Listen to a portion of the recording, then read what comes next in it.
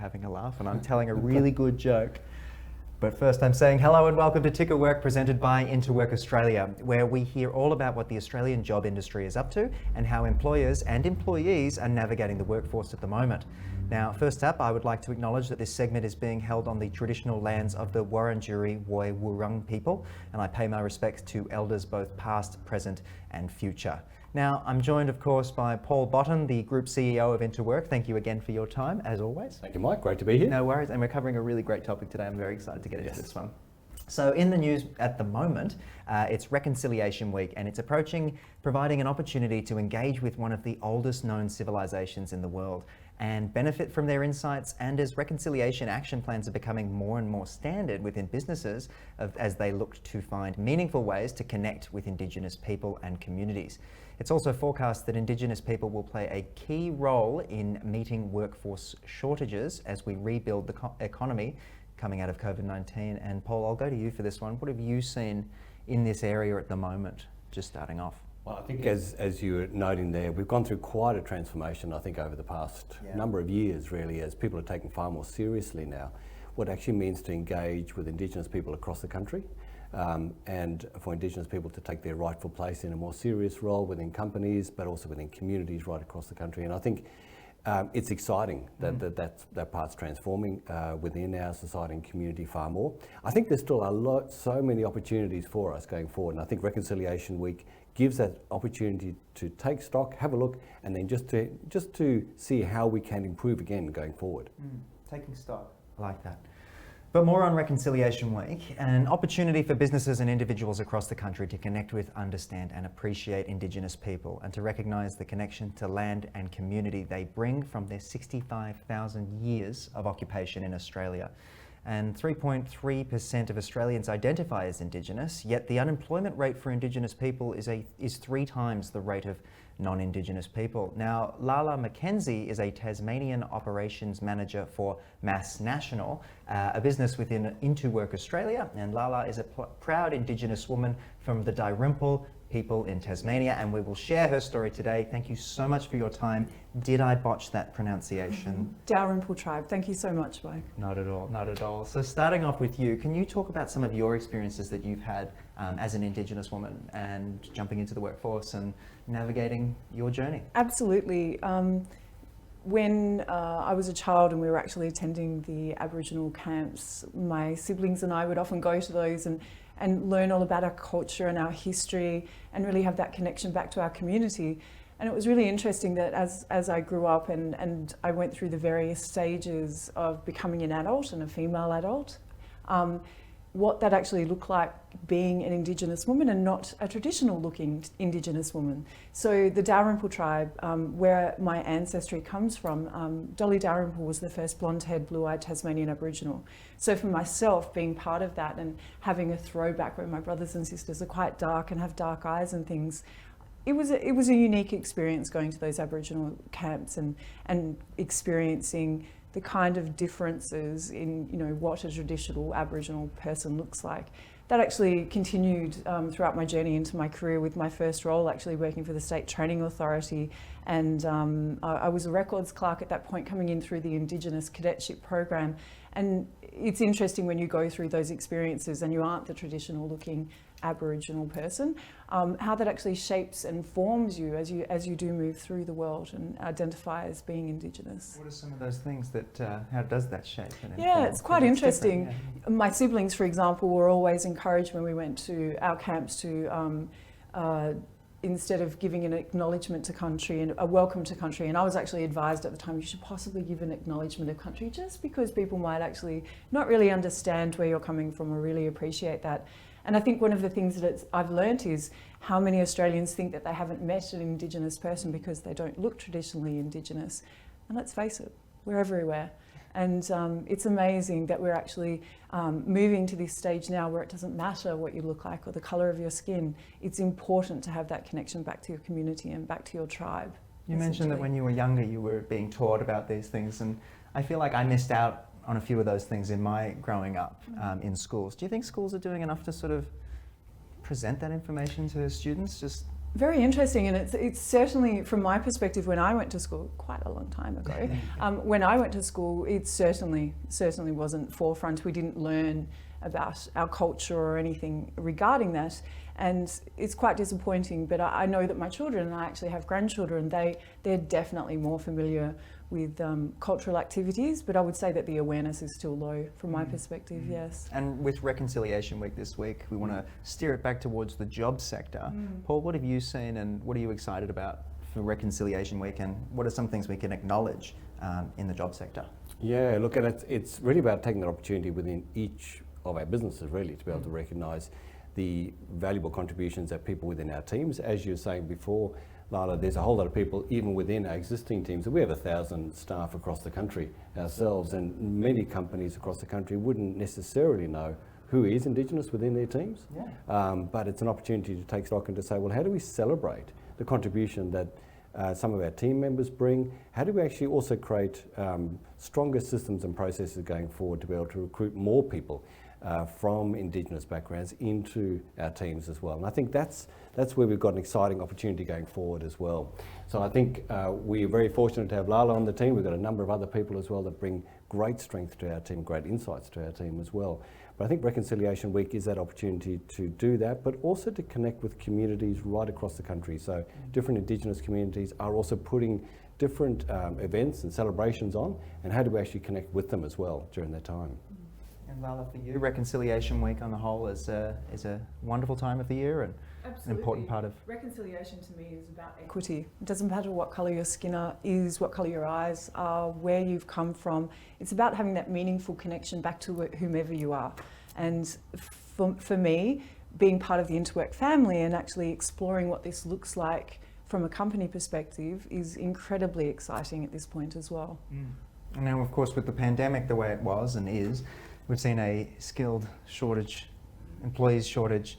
Where can Indigenous communities start stepping in and stepping forward and in the workforce? Yeah, and I think there's some of our larger companies across the country have taken a bit of a lead in that. Great. So companies like BHP, Rio Tinto, etc. have, I think, taken quite a proactive role.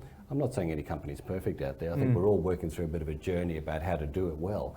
But I think they've been proactive about how do they recruit people who are Indigenous from within the communities in which they operate and bring them into the teams so that they can, I guess, benefit from the strength and the insights that they bring and the skills that they bring as well. So I think it's an opportunity to do that in different regions across the country, but also, as you were quite rightly saying before, often we don't even know who is Indigenous and who isn't Indigenous. And I think it's more around how do we create an inclusive workforce wherever we are so that people have, when they come into our teams, they feel welcome.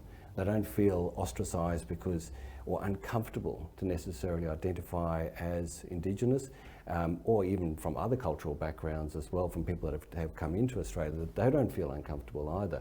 So how do we create these inclusive, embracing cultures within our workforce so that people want to be there and want to be able to bring who they are, the fullness of who they are, into the workplace and there not as well. minimise themselves upon entry, That's right. which is very, very nicely said. So Indigenous people have an unemployment rate 3 times higher than non-Indigenous people. I hate those numbers. What can businesses do proactively? Lalla, do you have any insight in your mind about how businesses can actually shift those numbers, or Paul, Absolutely. either or? And positively engaging with Indigenous people to overcome some of those barriers as well that may lead them to work, or what kind of work, and supporting them through the systems, and particularly through our sister companies at IntoWork. Our whole purpose of life is to get people into work. And when we talk about that and that Indigenous unemployment rate, here's a really great opportunity for us to strengthen the fabric of our own organisation, and to do that, to make that meaningful connection back to community. Everyone just wins within that. So what we can do within that is start telling our story, start telling our Indigenous stories internally, start talking about how we actually deal with Indigenous communities and what that meaningful connection actually looks like. Nice. And I think also building on some practical things. Yes. So on top of that, also then building on practical ways of engaging with people in a way that maybe suits their backgrounds more effectively. So I've got a friend of mine called Chris, who's actually in Tasmania as well. He's a proud Aboriginal man in the north of the state. And for him, many, many years ago, I actually recruited him into a business I was working in there as a youth worker, brilliant youth worker, but he would never have fitted the stereotypical sit on the other side of a desk and then be interviewed. Yeah, right. We went out for a coffee, we chatted, and I realised the strength that he could bring to the company. So we brought him on, and he is literally the best youth worker I've ever seen in place. Absolutely transforms young people's lives. But you need to be able to understand people more and not necessarily put out traditional ways of operating, let that down a bit, and then come up with new ways of operating. How do you think we go about letting down those preconceptions that are so rife Yep. in business and the business world? Well, I think our biggest challenge is we tend to do things in a way that we are most comfortable with. Yeah. So the way that I grew up, or the way that I was interviewed, or the way, so we tend to just replicate that. So the opportunity is to stop and to say, well, let me talk to people who maybe come from a different background, and then find out how would it work best for them. Yeah. And if it works best for them to do it in a different environment, let's try that. So it's really that listening, that discussion, as you were saying before, Lalla, that opportunity to find out more from other people. And then we start to recreate how we're operating. And that's really what reconciliation action plans are about, engaging externally, but also transforming internally, I think, within companies, how they operate. Yeah. And Lalla, you mentioned before, you talked about community. And I had a woman speak to me as a doctor, and she was explaining that the Aboriginal communities didn't see one COVID-19 death. And she was I was just absolutely gobsmacked in how the communities were so protected by, and they look after each other. Is there a way we can bring that mentality almost into the business world?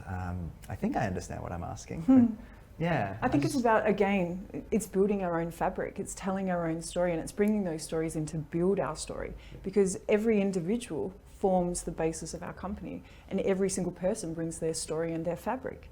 So it's about creating that in a more meaningful way to ensure that, you know, we can tell those stories, we can ensure that people are fulfilled, but are also bringing that cultural heritage in with them. We need it. Yeah. We want everyone's culture to be a part of it, because that's who we are, and that's, you know, particularly when we are getting people into work, it's important that we understand who we are dealing with. And what have you both seen the federal government do, some steps you've seen them take in order to assist with this? Well, there's some broader opportunities for people to be able to engage people more broadly, but then there's also specific ones aimed at being able to support people who are Indigenous right across the community and bring them into workforce as well. So I think it's a bit of both. So there's this huge push at the moment for apprenticeships, traineeships, for training right across the country, but then there's also a different focused approach in different states as well. Different states are investing in it, but from the federal government as well, investing in a range of different initiatives. They're actually reviewing, I think, quite a lot of those at the moment about the effectiveness of them, how they can improve them going forward, and then how that piggybacks onto, for instance, the Boosting Apprenticeship Commencement Scheme, which is being rolled out across the country, how businesses can take on people at the moment with that, and then which is a wage subsidy over the first 12 months, and then be able to see how they can then build a workforce from that going forward as well. So there's actually a number of different approaches. They can contact us, they can contact other providers out there who've got the information on hand, and we can talk through the particular circumstances that a business has. So wherever they're located across the country, what type of workforce are they looking for? What type of skill sets are they looking for? What type of support are they looking for? And then we can help to link that for people as well going forward. So we're going to end up, I think, with a richer workforce and a more diverse workforce. And look, I'm biased because I think we've been very fortunate to have Lalla and a number of other people join our team who bring fantastic insights as well, and strengths as well, and connections to their community, to their families, but also an understanding about the need for greater diversity and the strengths that brings.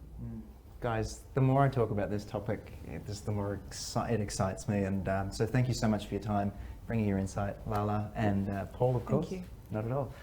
A lot of really great points surrounding our Indigenous workforce today, and as always, today's discussion was presented by the IntoWork Australia team, where we will hear about how the Australian job industry is what they're up to, and how employers and employees are navigating the workforce. Paul, thanks again for joining me, and we will see you next time. Thank you.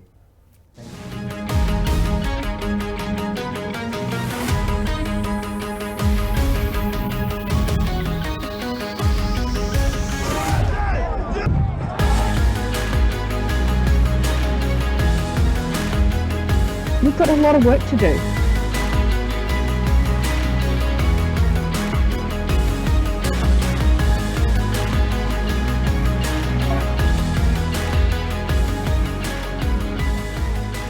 Ticker News. Be part of the change.